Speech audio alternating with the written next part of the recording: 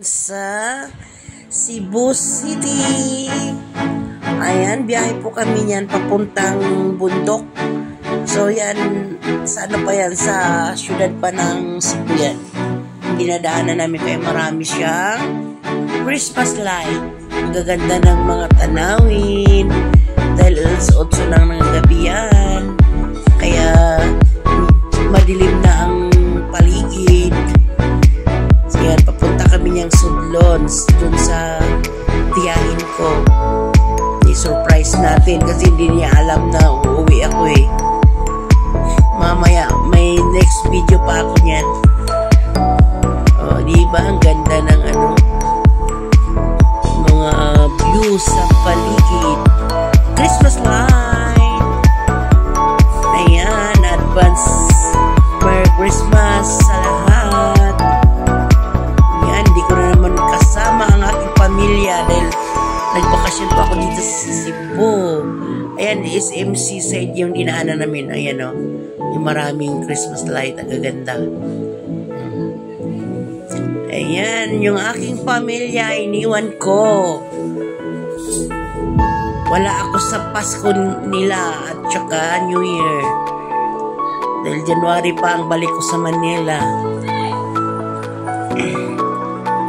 Enjoy bakasyon na lang ang person.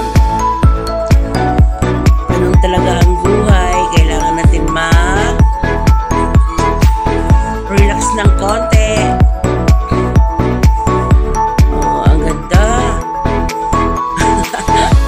O, diba? Ang ganda ng mga view sa dinadaanan namin.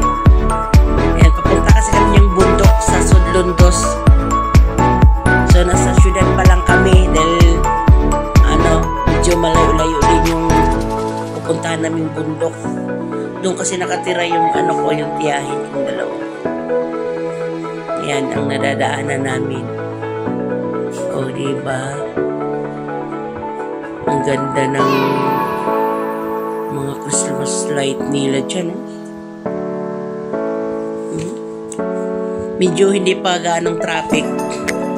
Pero minsan, may nadadaanan kaming traffic din. May lugar talagang traffic.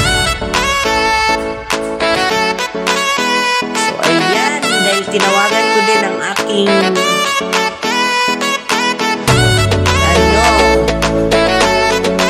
Ate Annabel.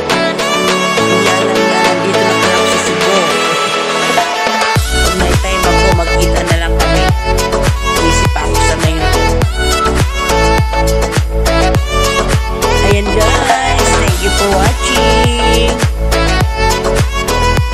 Wala mo na akong upload na mga sumba.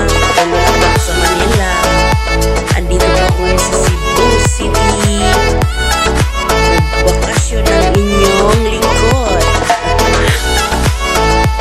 January 4 pa ang balik ko sa Manila. Kaya nag-vlog muna ako ng mga view dito. Wala, hindi pa kami nakagala sa magagandang view. Abangan ang next video ko sa mga lakad namin. Maggala hanggang gusto. Maggala kung saan.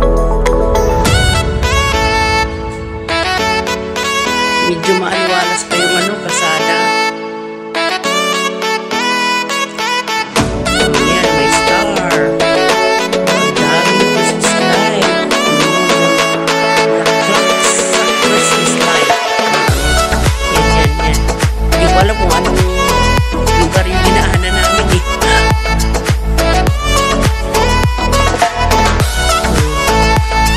Diba ang ganda? Ang ganda tingnan paggabi. Biyahe kami yan alas 8. Papuntang bundok. So nakarating kami sa pupuntahan namin mga 9:30 na tayo. Ang ganda talaga. Saan mo masya dyan? Picture. Video.